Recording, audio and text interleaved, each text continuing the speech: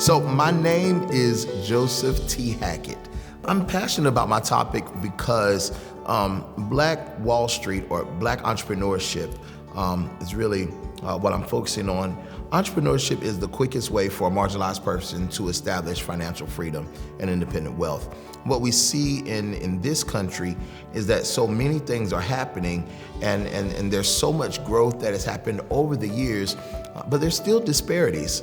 And it seems like no matter what happens, there's always this type of glass ceiling that limits people for whatever marginalization they have. Just because a person is different than, or looks different than, or sounds different than, or identifies as different than.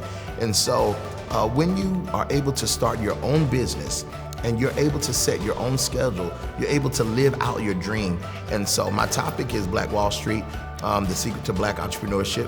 When it comes to the equity conversation that's happening all around the world, lots of people can talk about the problems. I mean, we can cry about it, we can hug about it, we can sob about it, but we've got to bring it to a place of solution. And entrepreneurship, especially in the Black community, is one of the solutions. It's been around for as long as Black folk has been on the planet. It's not a new thing. And in this talk, we're going to talk about some of the solutions and what can happen both in cities large and cities small to support Black entrepreneurship. But I was the one who danced, and you know, because grandmother was such an integral part of raising me the first years of my life, I was considered like her 11th child. And so there I was dancing, and I was dancing to music from the 60s and the 70s. Songs like It's Cheaper to Keep Her. And so me and my mom would dance, me and my aunts would dance, me and my dad would dance. We had a good time, I was the one who danced. You know, when I get the opportunity to speak about it, part of me is nervous because I just end up just telling more of my business and hoping that folks don't judge me because of it.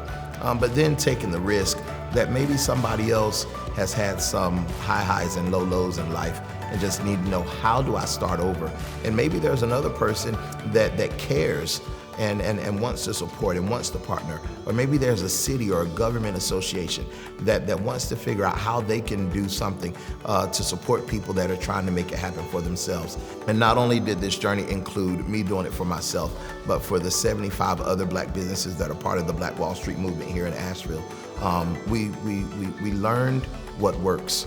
We learned some things that need to be discarded, and we learned what is scalable that can be duplicated in other cities around the world.